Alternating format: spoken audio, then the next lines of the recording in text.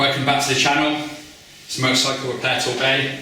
Today I'm going to be talking you through the basic maintenance schedules and what to look out for on your motorcycle. So if you're new to motorcycling or you just ride bikes and haven't got too much of an idea on how to maintain your bike or what to look out for,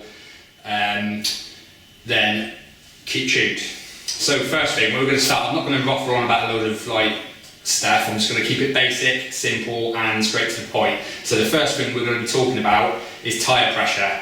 Now, as a motorcycle repair shop, that's the biggest thing we see is people coming in, riding in for a, I don't know, say like a service, and we, as soon as they turn up, we can tell the tyres are flat. So the first thing you want to do, and what you always want to maintain, is tyre pressure. If you do not maintain tyre pressure, you will ruin your tyres. The tyres will go out of shape, the tread will go all uneven, and it'll be time for a new tyre. And if you don't put a new tyre on it, just handle like rubbish basically.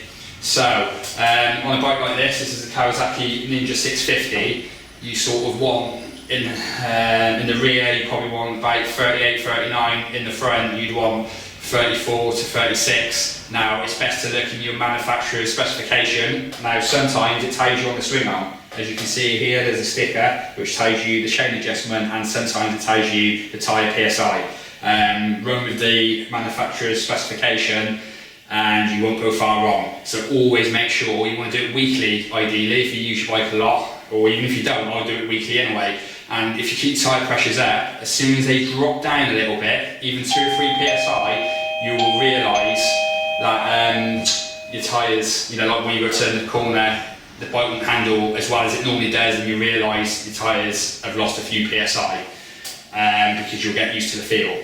So what you want to do as well is check the condition of your tyres. So make sure you've got good tread. Legal requirement on a bike is 1 mil, and that's supposed to be over 75% of the tyre, MOT specifications. But anyway, make sure you've got good tread, make sure it's not out of shape, make sure you've got no flat spots from where you always go in straight lines, maybe do a lot of motorway miles or dual carriageway.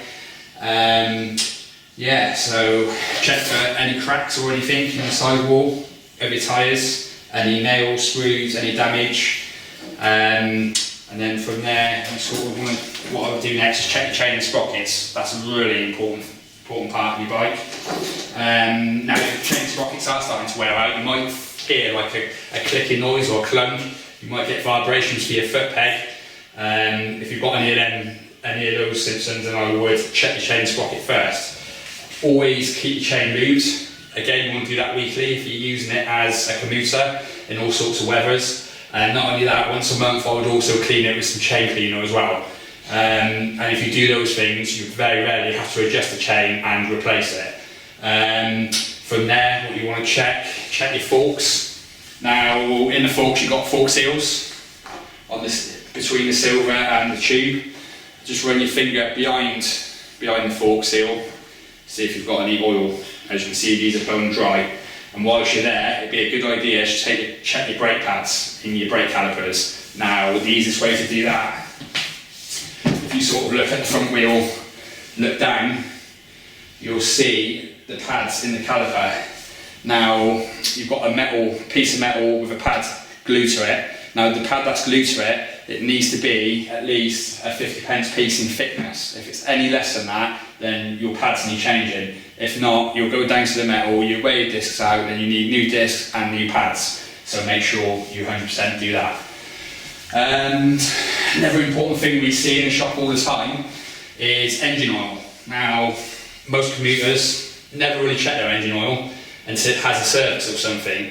But some bikes, especially like little 125s, only hold a litre of engine oil. Now, a litre, not a lot. You could burn 500 mil, which don't sound a lot, but it is a lot for a bike that only holds a litre, and you will be down really low and could blow your engine or do serious damage.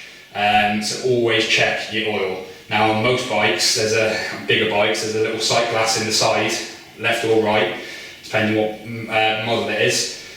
You want the bike upright, ideally on a centre stand if you've got it, or a paddock stand, or get someone to hold it up. Make sure it's in between the window on the sight level, or if it's got a dipstick on the side, unscrew the dipstick, dip it, pull it out, Well, unscrew the dipstick, wipe it, dip it, pull it out, check it, should be in the middle of the markers on the bottom of the dipstick. Now I have seen people fill the engine oil right to the top, which you definitely don't want to do that, because again, you'll cause engine damage by too much pressure, but I won't go into that, it's another story in its own. So next, what you want to check is brake fluid level. Now, if your brake fluid level starts going down, that's an indicator that your pads are wearing out. Okay, it could be a leak, very rare. You don't really get leaks that much, 9 times out of 10. If your brake fluid level is low, your brake pads are low and need replacing. So then you could do what I just said and check your brake pads with a 50p piece, see if they're warm. Another way you can check them is, now if you look at the back, you can normally see where the retaining pin is, and you'll see the 2 metal plates for the pads. Now if they're quite close together, that's an indication that they're warm. If they're far apart, that's an indication they don't need replacing. Right, move on to the next thing. So, lights. Now, ideally every time you ride your bike you should always check the lights, but who does that? Like, not even I do that, but you do want to check them once a week or something.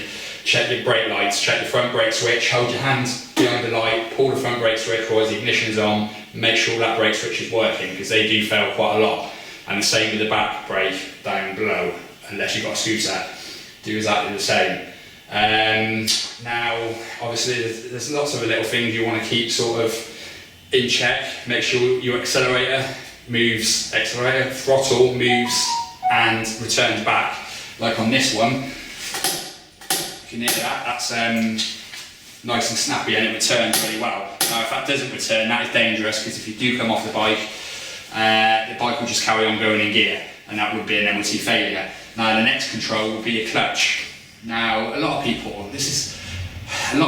don't have their clutches adjusted properly. They have it adjusted to suit them. Now really you should adjust the clutch on the actual cable to suit the bike, and the actual measurement and the specification normally on that is you should have 1 mil of play. So you adjust the cable adjuster out, and then in the lever like that there should be about 1 mil, which will you want 1 mil so it's not having any drag on the clutch or anything, and that is where it's supposed to be. When I service it, I always adjust it out to 1 mil. So definitely keep an eye on that one. Now again, a coolant as well. Make sure you check your coolant, because if that gets low, a lot of bikes don't have coolant indicators and you wouldn't even know that it was actually getting hot. So make sure you check the coolant. Wheel bearings, so to check a wheel bearing, if you grab over the back of the bike like this, just give it a shake, grab the wheel, go back and forth quite hard, you can see there's no play in that. Now if that wheel bearing was warm, you'd get a little bit of play, that would be time to change it. And again, front, grab the handlebar, see if you've got any play in there. No. So you can check the headstock bearings, that's going a bit more into depth, but generally speaking, if the headstock bearings are going, you'll feel the handling wouldn't be right. Like, for an instance, when you sort of try and go straight in slow traffic, you won't be able to keep the bike straight, you'll be fighting, and you'll be like all over the road. Now that's a sign that your headstock bearings have gone, and that would be a time to replace them. But a lot of people get used to their headstock bearings to be like that, because it happens slowly. They slowly get used to it and they don't even realise. The amount of customers we have that don't realise the headstock bearings are that bad, it's unreal. And then they think, you're just trying to fob them off with some old rubbish, and then when you replace them, that's the time they notice how good it is from the old headstock bearings. Right, yeah, I think we just about covered all that. So we've done the lights, brakes, suspension, chain. Quick, one more thing about chain, make sure it's properly adjusted. Now, again, it's on the swing arm. What's this one? So we have got fourth gear. So we've got 10 mil. So there should be 10 mil of play between there and there, like that. And that is the correct specification. Make sure you get that right. Although I would say if you are carrying a passenger on the back, it is best, ideally, to have it a little bit slack on that. I'd go for like 15 mil. Or in between 10 and 15, 12 and a half, just to take up that little bit, because when the swing arm goes up, obviously the chain gets tighter. When you hit a bump, it gets even tighter, so you don't want to put too much pressure on that output shaft. So a little bit slacker if you're carrying a pillion. If not, keep to the specification. Make sure your chain's not worn. I've done a video on this, so if you want to go a bit more in depth, watch the video on the old YouTube. So just check the chain's not worn. Now, if you grab it on the sprocket and see if there's any movement there. Now, this is a brand new chain, so I know there's not any in this, but as you can see, it's solid. But if you grab over that chain on the sprocket, and you can move them links in and out, side to side, again, your chain is worn out. And also check the sprocket teeth on the sprocket. If they're really sharp and pointy and thin, again, you need new chain sprockets. But watch the video on that, because that is a very good in-depth video. I think I'm going to leave it as that. Make sure you like, share and subscribe. And if you've got any questions, you can ask them below. If you've got a problem, let us know and we can see if we can do a video on it and help you out. Right, see you next time.